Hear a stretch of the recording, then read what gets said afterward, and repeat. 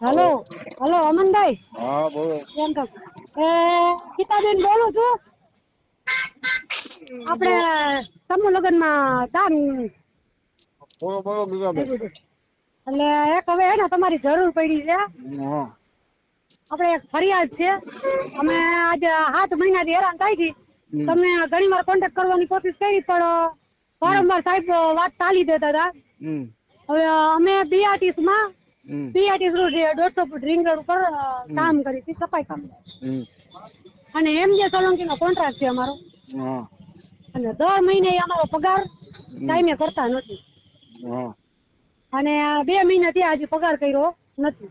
હમ એના માટે અમે લેબર કોર્ટમાં ગયા, જિલ્લા સેવા સદને. હમ ન્યા લખાય આવ્યા હમ પણ ન્યાય અધિકારી એનું સોલ્યુશન આવ્યું નથી.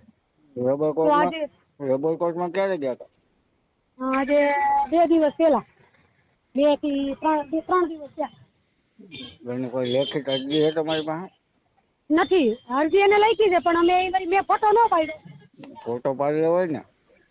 અને બીજી વાત તો એ કે અમે અત્યારે સવારના અહીંયા હડતાલ ઉપર બેઠા છીએ.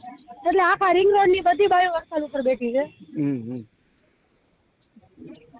તો કોઈ સાહેબો કે કોઈ જવાબ નથી આવતો. અમારા જે મેનેજર છે ને એ રવિભાઈ ચાપડા કરી, હમ એ આવ્યા હતા. અમને અત્યારે એને કેવી સલાહ આપી હમ કે તમે અહીંયા બેસો કે એમજે સોલંકીની ઓફિસે જાઓ હમ તો તમને કાંઈ કોઈ ફરક પડવાનો નથી. એને કાંઈ ફરક પડશે નહીં.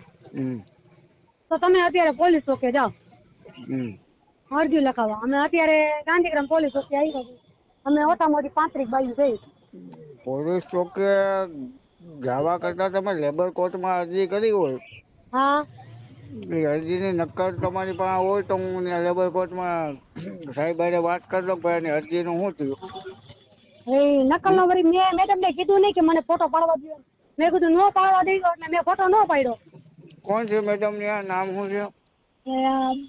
અમે પહેલી વાર ગયા તા, નામની મને નથી ખબર.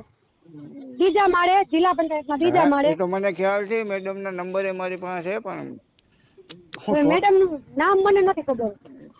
કાંઈ વાંધો નહીં. હવે તમે અનિલભાઈ ઓલા જાપડા કોણ છે એના મને નંબર મોકલો. રવિભાઈ ચાપડા. રવિભાઈ જાપડા નંબર મોકલો. હમ. અને કેટલા મહિનાનો પગાર બાકી છે? અમારો આપણે જે 12મા મહિનામાં ઓલું હતું, મોદી સાહેબ આવવાના હતા ને શું હતું કઈક, હમ હા એટલે ઈ બપોર પછીનું અમે જે એક્સ્ટ્રા કામ કર્યું હતું, હમ 22/12 થી હમ 12મા મહિનાની 22 તારીખ થી પહેલા મહિનાની 13 તારીખ સુધી ઈ હજી પૈસા આપ્યા જ નથી. અને હમ 1 જાન્યુઆરી હમ ઈ આખો પગાર બાકી છે. બે મહિનાનો પગાર બાકી છે ને? હા, 2 મહિનાનો. પગાર તમારા ખાતામાં જમા થતો હતો કે રોકડો આપતા હતા? ના, ખાતામાં જ જમા થતો. આ 2 મહિનાથી જમા નથી થયો.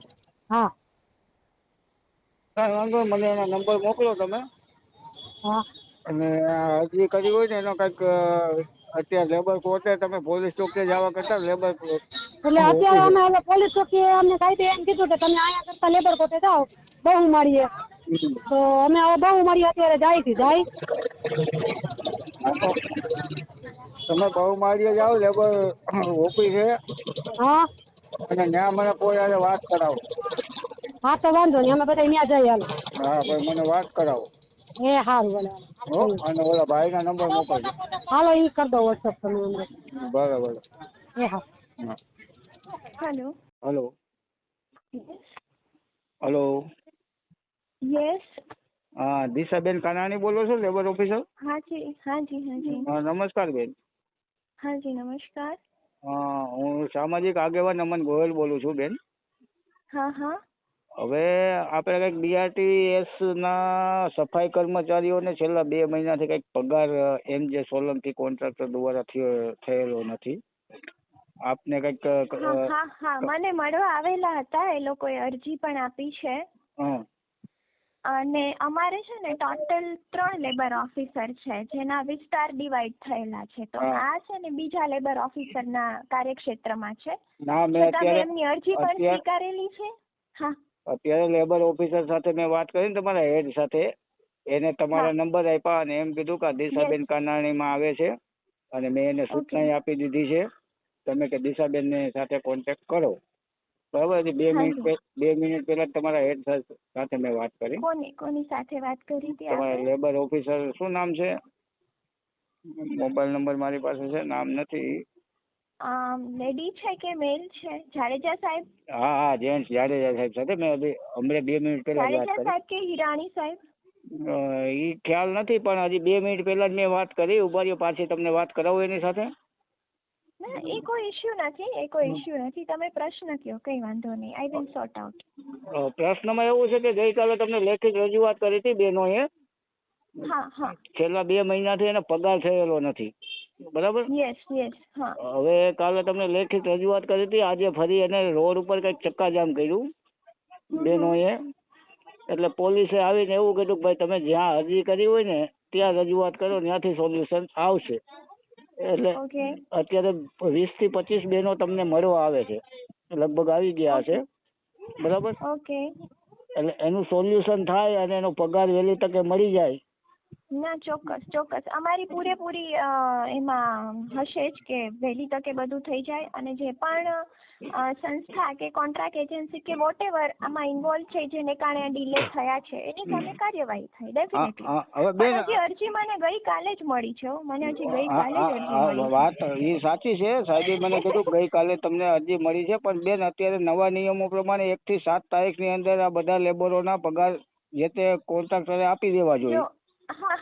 એમ તો એ લોકો ખાલી અનિયમિત પગાર નહીં, ઘણું બધું ભંગ થતું હશે. એ તો અમે તપાસમાં જશું એટલે ખ્યાલ આવશે. કદાચ એ પ્રશ્નો તમારી અરજીમાં પણ નહીં હોય જેના એ લોકો ભંગ કરતા હશે. હા, એ લેબરોને ખબર નહીં હોય કે રોકડેથી પગાર આપે છે, એટીએમ એની પાસે રાખે છે. આ તમામ વિગતથી હું વાકેફ છું, પણ એમાં આપણે નથી પડવું. પણ અત્યારે ખાલી આને 2 મહિનાનો પગાર નથી થયો ને, એ પગારનું ચૂકવણું વહેલી તકે થઈ જાય એવા સ્ટ્રિક્ટલી તમે કોઈ પગલા લ્યો અને આને પગાર મળી જાય. અત્યારે બેનો ત્યાં આવે છે, એમાંથી ગીતાબેન હશે, ગીતાબેન પારગી. એને મને હમણાં ટેલિફોનિક મારી સાથે સંપર્ક કર્યો અને મારી સાથે વાત કરી. એટલે મેં ગીતાબેનને કીધું તમે ત્યાં જાઓ, હું મેડમ સાથે વાત કરી લઉં છું. બરાબર. એટલે એ આવશે તો એને સાંભળજો અને સ્ટ્રિક્ટલી વહેલી તકે. ચોક્કસ. અને હું ફરીથી કહું છું, આઈ એમ નોટ શ્યોર કે હજી કોના કાર્યક્ષેત્રમાં છે, કેમ કે એમનું કામ વોર્ડ નંબર 1 માં છે, BRTS રૂટનું. અને એમની એજન્સી જે આરએમસી નો કોન્ટ્રાક્ટ છે. આરએમસી એટલે કે સેન્ટ્રલ ઝોન ઓફિસ, એ બીજા લેબર ઓફિસરમાં આવે છે. એને કારણે પણ કોઈ વાંધો નહીં. અમારા જેટલામાં પણ આવતું હશે એ અમારી ફરજ છે કે એને વહેલી તકે નિવારણ કરી દેવું. સો નો વરી. બસ મેડમ, બસ. ઓકે. હા જી. Thank you. હા જી. ઓકે.